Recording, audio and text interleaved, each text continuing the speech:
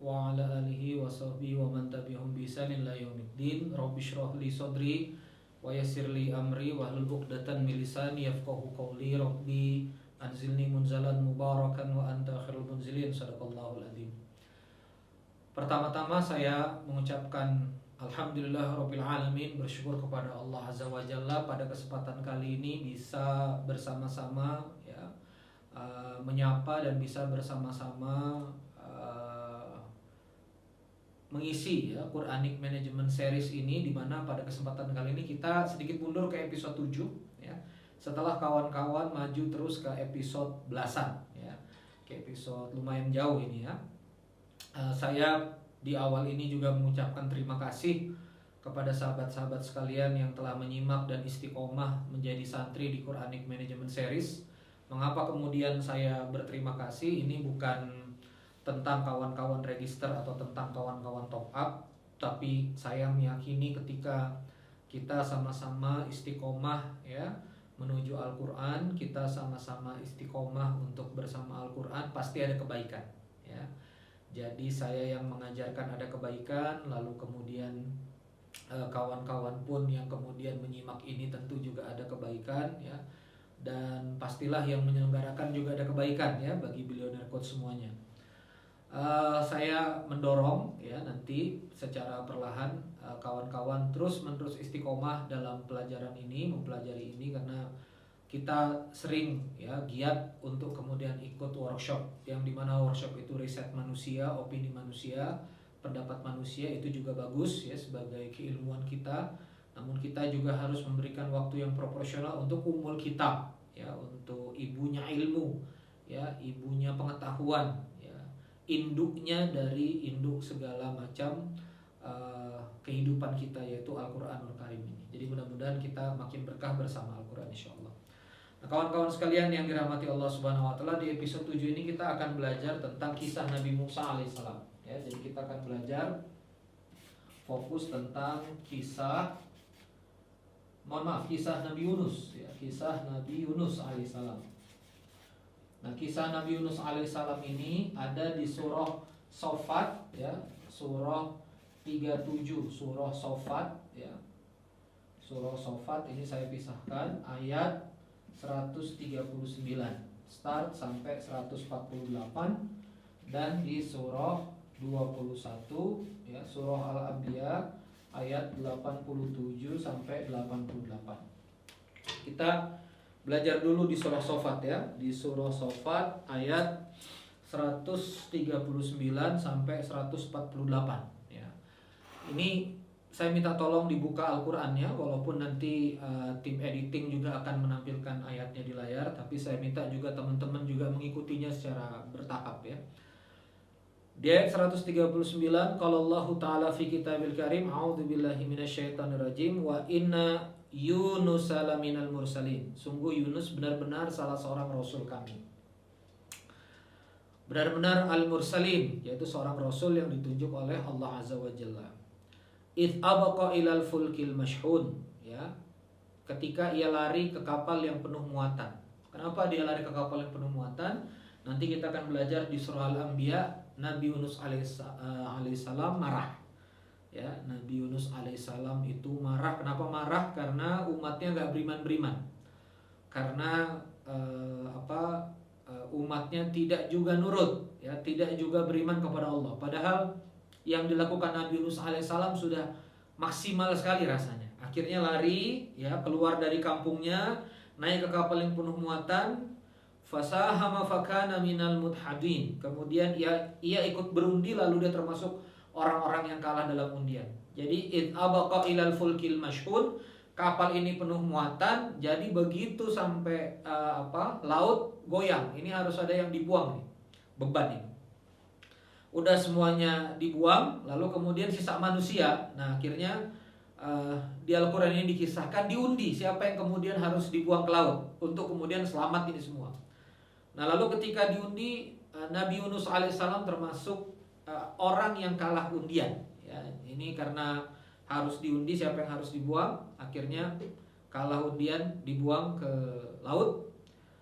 faltaqamahul hutu wa huwa mulim, maka ia ditelan oleh ikan besar dalam keadaan tercela. Nah, maka kita tahu Nabi Yunus alaihissalam itu ditelan oleh ikan yang sangat besar. Ya. Maka kita stop dulu di ayat yang 142 ini. Maka di Quran surah 37, Quran surah 37 ayat 142 ini, alim ulama menjelaskan ini fi dzuluman. Nanti ada di ayat Al-Anbiya 8788, fanada fi dzuluman, ya. Nabi Yunus itu berdoa dalam 3 kegelapan. Kenapa? Karena kemudian dia ditelan oleh ikan. Ya. Jadi yang pertama adalah kegelapan ikan. Nah, ini saya ya gambar ikannya sederhana saja. Jadi kegelapan ikan di sini. Ini gelap pertama.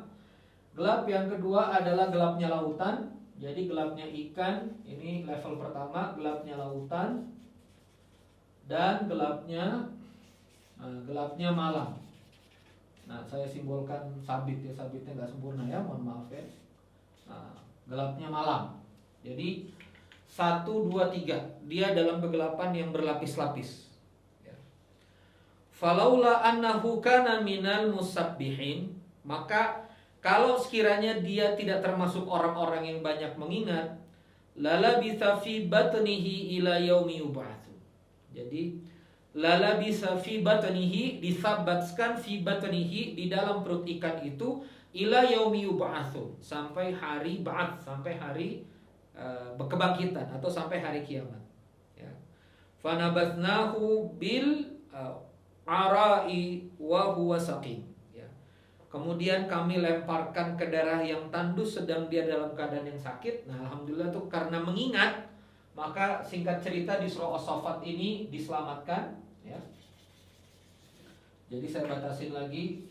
Nah, di surah Saffat 37 140, penyelamatan ini dimulai dari 145, ya 145, lalu kemudian diselamatkan, ya. Fa'ambatsna alaihi syajaratan min yaqtin, ya 146-nya dikasih tanaman, ya. Jadi tanaman buah-buahan itu begitu Nabi Yunus alaihissalam terdampar di sebuah pulau, sudah siap tanamannya untuk kemudian Nabi Yunus alaihissalam makan. Lalu kemudian 147, wa arsalnahu ila mi'ati alfin aw yazidun, ya. Fa'amanu famatta'nahum ilahin, lalu mereka beriman, karena itu kami anugerahkan kenikmatan hidup kepada mereka hingga waktu tertentu. 147, 148 ini Allah kasih solusi. Ini Allah kasih obat, ya, ini Allah keluarkan dari masalah. Nah, kita lihat pola-polanya ya. Ini Allah kasih obat, Allah keluarkan dari masalah. 148 selesai. Ini solusinya. Tadi ingat Nabi Yunus lari karena kemudian di umatnya itu tidak mau orang itu beriman. Tapi kemudian setelah Nabi Yunus ketelan ikan, maka Allah Azza wa Jalla mengaruniakan 100.000 pengikut, au yazidun, bahkan lebih dari itu, dan mereka beriman. Nah, ini dahsyat ini. Padahal nggak kerja ya di dalam perut ikan ini. Tapi apa yang menarik? Yang menarik di sini, coba perhatikan ayat 143. Ya, coba perhatikan QS 37 ayat 143. Ya. 143 ini, falaula annahu kana minal musabbihin, maka kalau sekiranya dia tidak termasuk orang-orang yang banyak mengingat Allah, lala bisa fi batnihi ila yaumi yub'atsun. 143 144. Kami akan teruskan dia sampai hari kiamat di dalam perut ikan. Kami akan tetapkan dia di dalam perut ikan sampai hari kiamat. Ini pola yang harus kita baca, ya. Jadi 142-nya kisahnya ditelan ikan, ya, 130 mulai dari 138, ya. 138, 139, 140 itu bercerita tentang awal-awal Nabi Yunus alaihissalam kemudian diundi. 142 udah mulai ketelan, ya, di sini mulai tertelan, ya, tertelan perut ikan. 143 Allah memberitahu Kalaulah dia bukan orang yang banyak bertasbih, ya, maka aku akan tetapkan di perut ikan itu. Maka karena banyak bertasbih, 145, 146, 147, 148 keluar dari masalah. Bukan cuma keluar dari masalah, diobati, ya. Diobati, obat-obatnya ada, dan 147, 148 solusinya datang, yaitu datanglah 100.000 pengikut, ya, yang beriman kepada Nabi Yunus alaihissalam. Nah, pertanyaannya, tasbihnya itu doanya apa? Ini ada di surah Al-Anbiya ayat 87-88. Coba buka surah Al-Anbiya ayat 87-88. Quran surah Al-Anbiya ayat 87-88. Ya, saya bacakan. A'udzubillahi minasyaitonirrajim. Bismillahirrahmanirrahim. Wa dhannuni idzahaba mughadiban fadhanna allan naqdiru alaihi, ya. Dan ingatlah Dhunnun Nabi Yunus alaihissalam ketika ia pergi dalam keadaan marah, lalu ia menyangka fadhanna allan naqdiru alaihi. Jadi Nabi Yunus menyangka bahwa nggak akan dipersulit hidupnya, nggak akan dipersulit. Marah mah marah aja, exit aja, pasti lancar-lancar aja. Itu pemikiran dari Nabi Yunus alaihissalam. Fanada fi dzulumat. Nah, ini menarik ini. Fanada fi dzulumat, ya. Dan kemudian ia menyeru dalam keadaan sangat gelap. Nah, ini hebatnya Quran. Ya, jadi kalau belajar Quran ini ada kesinambungan, harmonisasi antara ayat satu dengan ayat yang lain, walaupun ia terpisah dalam chapter yang berbeda. Fanada fi dzulumat. Fanada fi dzulumatnya ini fanada fi dzulumat. As-Saffat ayat 142. Ya. Fanada fi dzulumat, berdoa Nabi Yunus dalam keadaan yang sangat gelap itu, dan doanya sudah sama-sama sering kita hafal. An la ilaha illa anta, ya.